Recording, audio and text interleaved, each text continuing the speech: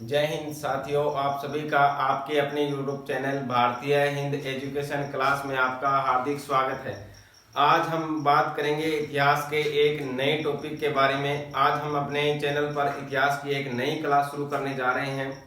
इसमें हमारा आज इतिहास का पहला जो टॉपिक है वो हमने इतिहास से संबंधित रखा है, जहाँ से हमारा इतिहास जो है शुरू होता है। तो हमारा सबसे पहला जो आज का टॉपिक है वो रहने वाला है सिंधु घाटी सभ्यता के इतिहास। कहाँ से शुरू होता है, हमारी सभ्यताएं जो है कहाँ से निर्मित हुई हैं और किस प्रकार से इनकी उत्पत्ति हुई है, किन किन जातियों के द्वारा ये बनाई गई और इनकी क्या क्या विशेषताएं रही है, क्या क्या इनकी राजधानियां रही हैं। आज हम इसके बारे में विस्तार पूर्वक चर्चा करेंगे कि सिंधु घाटी जो सभ्यता है वो विश्व की सबसे प्राचीन सभ्यताओं में से एक मानी जाती है। इसके समकालीन कौन कौन सी सभ्यताएं रही हैं, इसके बारे में आज हम विस्तार पूर्वक आपसे चर्चा करेंगे।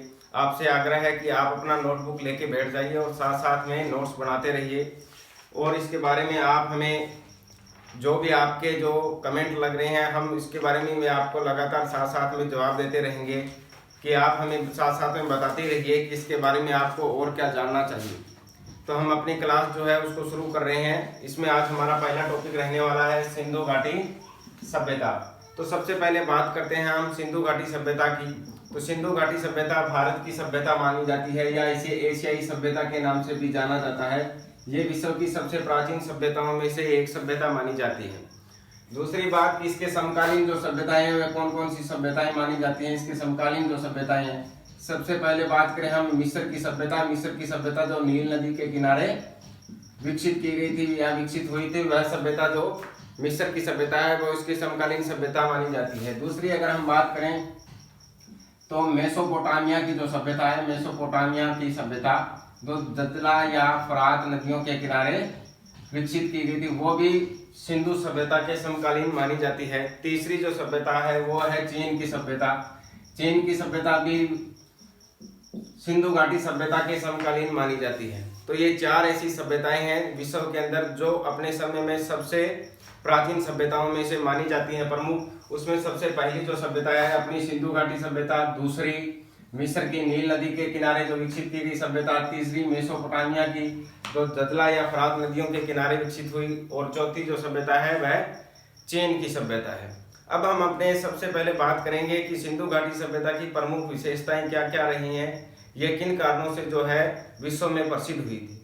तो हम सबसे पहले बात करेंगे इसके बारे में कि सिंधु घाटी की जो विशेषताएं हैं उनमें प्रमुख रूप से क्या क्या विशेषताएं जो पाई जाती हैं। मैंने इसके अंदर कुछ छोटे छोटे हिंट लिखे हैं, उससे मैं आपको बताने का प्रयास करूंगा कि इसके अंदर किस प्रकार से जो है विकसित हुई थी।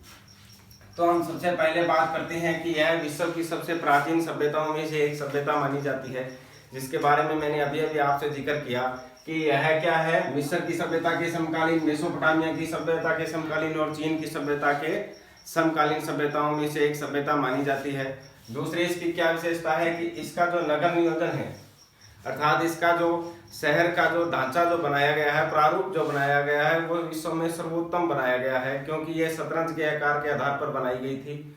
और इसका जो आकार जो है वो भी शानदार तरीके से बनाया गया है। समकोण के आधार पर इसकी जो सड़कें हैं वो एक दूसरे को काटती हैं, समकोण के आधार पर इसको बनाया गया था। इसीलिए इसका जो नगर नियोजन है वो विश्व में प्रमुख रूप अपना रखता है, या इसके कारण ये विश्व में सबसे ज्यादा प्रसिद्ध हुई थी। दूसरे इसकी प्रमुख विशेषता क्या रही थी कि इसका जो जल निकासी है, जिसको हम ड्रेनेज सिस्टम बोलते हैं, जल निकासी जो प्रणाली है, उसके कारण ये विश्व में सबसे ज्यादा प्रमुख मानी जाती है। कारण इसका क्या, इसके द्वारा उन सभ्यताओं के अंदर क्या है, छोटी छोटी नालियां बना करके शहर से बाहर जो गंदा पानी जो निकलता है उसके लिए छोटी छोटी नालियां बना करके उसको बाहर निकालने के लिए ये जो छोटी छोटी नालियां हैं उनको विकसित किया गया था। और बाहर एक बड़ा हौद या एक बाहर बड़ा तालाब बनाया गया था, जिसके अंदर ये सारा पानी जो है इकट्ठा होता था। इसीलिए इसको बोलते हैं ड्रेनेज सिस्टम प्रणाली या जल निकासी प्रणाली। सिंधु घाटी सभ्यता की सबसे जो प्रमुख विशेषताएं, उनमें ये दो विशेषताएं सबसे प्रमुख मानी जाती है, नगर नियोजन प्रणाली और जल निकासी प्रणाली, जिसे हम ड्रेनेज सिस्टम के नाम से जानते हैं। अब हम इसके बारे में और चर्चा करेंगे कि सिंधु घाटी जो सभ्यता है उसके उपनाम क्या क्या है और किसके द्वारा ये उपनाम जो है दिए गए हैं। तो हम सबसे पहले इसके उपनाम जो है, तीन इसके उपनाम प्रचलित हैं। कौन कौन से? पहला है, इसको नाम दिया गया है सिंधु घाटी सभ्यता। सिंधु घाटी सभ्यता का कारण क्या रहा है, क्योंकि ये उस समय क्या थी, सिंधु नदी के किनारे विकसित हुई थी, जिसके कारण यहाँ के जो इतिहासकार हैं उनके द्वारा इसको क्या नाम दिया गया, सिंधु घाटी सभ्यता का नाम दिया गया। दूसरा इस सभ्यता को क्या नाम दिया गया, तो दूसरा इसको नाम दिया गया था सिंधु सभ्यता के नाम से भी इसको जाना जाता है। और तीसरा जो इसका प्रमुख नाम था हड़प्पा सभ्यता। हड़प्पा सभ्यता का कारण क्या रहा कि सिंधु घाटी का जो सबसे पहला खोजा गया जो स्थल था वह कौन सा था, हड़प्पा स्थल था। इसके कारण जिसने भी इसकी खोज की, जॉन मार्शल के द्वारा पहला जो स्थल है सिंधु सभ्यता का वह खोजा गया था हड़प्पा स्थल।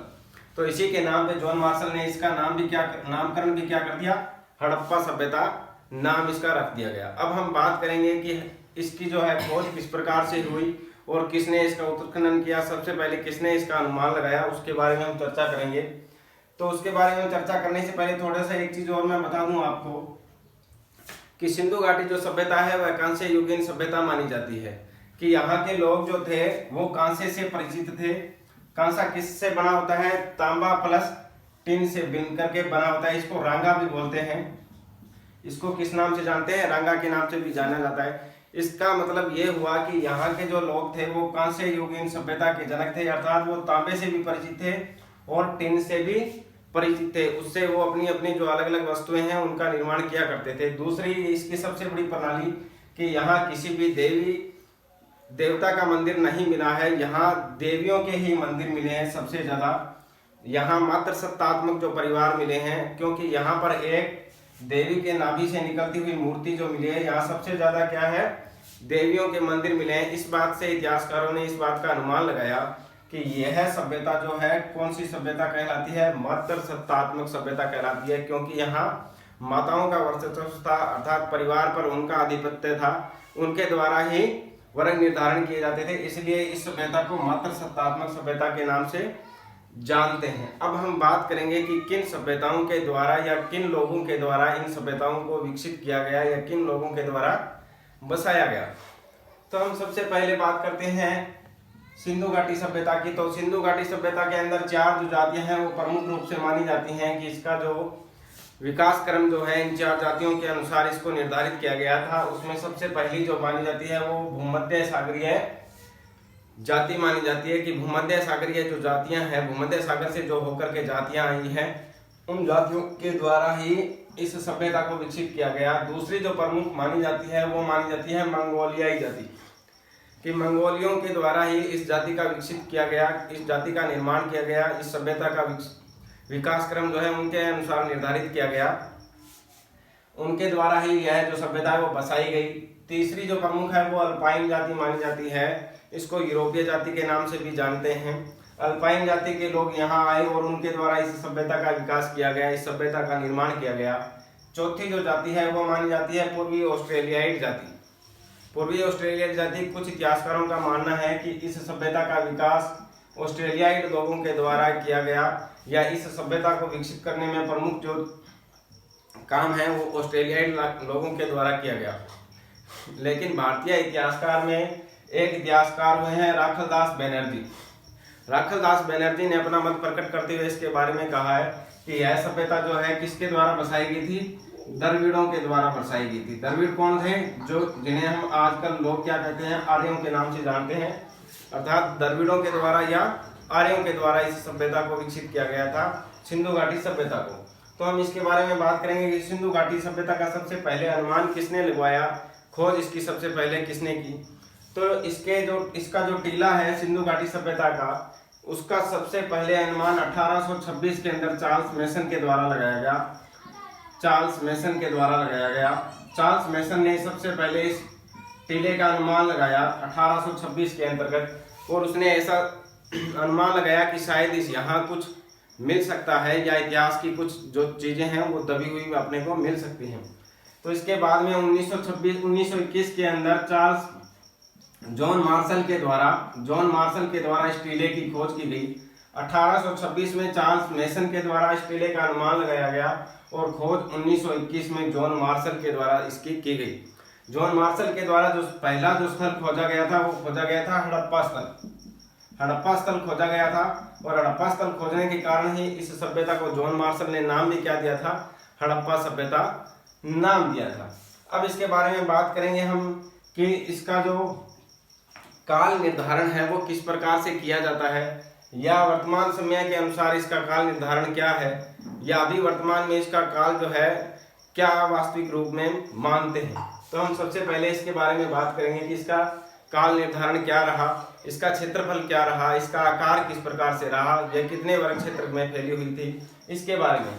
तो हम सबसे पहले काल निर्धारण के बारे में बात करते हैं। तो काल निर्धारण के बारे में लगभग यह वर्तमान समय से 5000 वर्ष पूर्व की मानी जाती है। 5000 वर्ष पूर्व की मानी जाती है। वर्तमान समय से यह लगभग 5000 वर्ष पुरानी मानी जाती है। और इतिहासकार जिन्होंने पहला हड़प्पा स्थल खोजा था उनके हिसाब से यह लगभग 3250 ईसा पूर्व से लेकर के 2750 ईसा पूर्व की मानी जाती है। जॉन मार्शल ने 3250 से लेकर लगभग 2750 ईसा पूर्व इसका समय निर्धारण माना जाता है। लेकिन C14 जिसे हम कार्बन डेटिंग पद्धति कहते हैं, कार्बन डेटिंग पद्धति या समस्थानिक जिसको बोलते हैं, समस्थानिक 14 के नाम से भी इसको जानते हैं। सर्वमान्य मत जो है वह इसी को मानते हैं। सर्वमान्य मत भी यही है। सर्वमान्य मत के अनुसार इसका जो काल निर्धारण माना गया है वो क्या माना गया है, वो इसका माना गया है 2350 से लेकर के 1750 ईसा पूर्व इसको माना गया है। इसको कार्बन डेटिंग पद्धति कहते हैं। कि इसको क्या है, कार्बन के अनुसार इसका निर्धारण किया जाता है कि जीवाश्म जो है उनका जो गलने का जो प्रमुख रूप से जो कार्बन के अनुसार उनका निर्धारण किया जाता है कि इसकी आयु क्या रह सकती है वैज्ञानिक अनुसार। तो वैज्ञानिक जो पद्धति है उसको कार्बन डेटिंग पद्धति के नाम से जाने जाता है। और इसकी आयु जो है 2350 से लेकर 1750 ईसा पूर्व मानी जाती है। अब हम इसके बारे में बात करेंगे कि इसका विस्तार किन किन क्षेत्रों में रहा है सिंधु घाटी सभ्यता का, और इसके जो स्थल है कहाँ कहाँ खोजे गए। तो सबसे पहले बात करें हम इसके स्थल कहाँ कहाँ खोजे गए हैं। तो इसके स्थल लगभग 3 में खोजे गए हैं। भारत में खोजे गए हैं, पाकिस्तान में इसके स्थल मिले हैं। तीसरा, इस सभ्यता के अफगानिस्तान में भी इस सभ्यता के स्थल जो है सबसे ज्यादा खोजे गए हैं।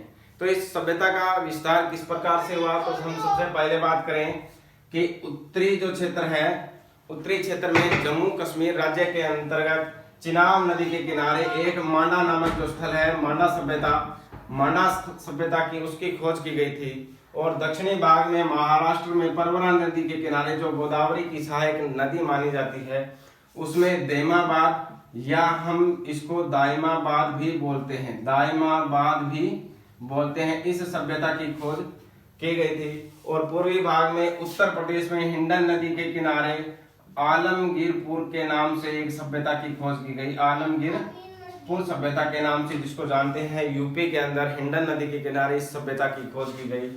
और पश्चिमी जो भाग है, पश्चिमी भाग के अंदर पाकिस्तान में सुतकांगेडोर नाम से एक स्थल है, सुतकांगेडोर, उसकी खोज की गई थी जो दास्क नदी के किनारे है। सुतकांगेडोर जो है सभ्यता का स्थल जो प्रमुख रूप से माना जाता है। तो इसका विस्तार जो है पूर्व से पश्चिम और उत्तर दक्षिण चारों दिशाओं में फैला हुआ था। और अगर हम बात करें कि इसके उत्तर से दक्षिण में लंबाई लगभग 1100 वर्ग किलोमीटर मानी जाती है, 1100 वर्ग किलोमीटर मानी जाती है। और पूर्व से लेकर पश्चिम में इसकी जो लंबाई जो है, चौड़ाई जिसको बोलते हैं, वह इसकी लगभग 1600 वर्ग किलोमीटर मानी जाती है। कि इसकी जो लंबाई चौड़ाई जो है वो लगभग उत्तर से दक्षिण के अंदर 1100 वर्ग किलोमीटर और पूर्व से पश्चिम में लगभग 1600 वर्ग किलोमीटर जो मानी जाती है। और अगर हम इसकी बात करें कि इसकी आकृति जो है किस प्रकार से बनी है, तो इसके आकार का अगर हम बात करें तो यह एक त्रिभुज के आकार की सभ्यता मानी जाती है, त्रिभुज के आकार की। क्योंकि इसकी जो है 3 राजधानियां प्रमुख रूप से मानी गई है। कौन कौन सी मानी गई है? पहली, इसको हड़प्पा सभ्यता के नाम से जानते हैं। दूसरा, इसकी राजधानी मोहनजोदड़ो को माना जाता है। और तीसरी, इसकी जो है कालीबंगा सभ्यता जो है उसको इसकी राजधानी मानते हैं। 3 इसकी राजधानियां मानी जाती हैं और इसका आकार भी क्या है, त्रिभुज के आकार का माना जाता है।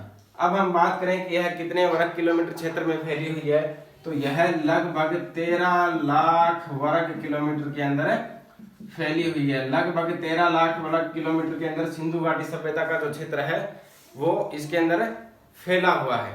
तो हम सबसे पहले इसके अंदर बात करेंगे कि इसकी आकृति किस प्रकार से है। तो त्रिभुज के आकार की है और इसकी राजधानियां कितनी मानी गई हैं। तो 3 राजधानियां मानी गई हैं। एक राजधानी इसकी हड़प्पा मानी गई है, जिसकी खोज सबसे पहले जॉन मार्शल के द्वारा 1921 में की गई और इसी के नाम पे इसका नाम भी हड़प्पा सभ्यता रखा गया। और दूसरी जो राजधानी है इसको मोहनजोदड़ो के नाम से जानते हैं।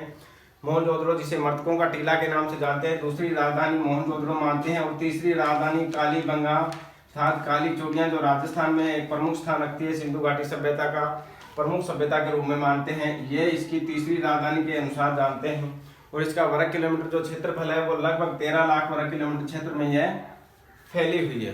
तो आज हमने सिंधु घाटी सभ्यता के विस्तार के बारे में बात की कि इसकी खोज किस प्रकार से की गई, इसका काल निर्धारण क्या रहा, किन किन सभ्यताओं के समकालीन इस सभ्यता का विकास हुआ और इसकी क्या क्या विशेषताएं रही है जिसके कारण ये विश्व में सबसे प्रसिद्ध रही है। तो आज हम अपना जो पहला टॉपिक है इसको यहीं पर आज समाप्त करते हैं कि सिंधु घाटी सभ्यता जो है वो किस प्रकार से विकसित हुई और किन लोगों के द्वारा इसको विकसित किया गया था या निर्माण किया गया था। तो हमारा पहला टॉपिक आपको कैसा लगा, इसके बारे में आप हमें कमेंट बॉक्स में जरूर लिखिएगा। और पुनः आपसे एक बार आग्रह है कि हमारे यूट्यूब चैनल भारतीय हिंद एजुकेशन क्लास से जुड़िए, इसको ज़्यादा से ज़्यादा शेयर करिए व लाइक करिए। आप सभी का पुनः एक बार धन्यवाद।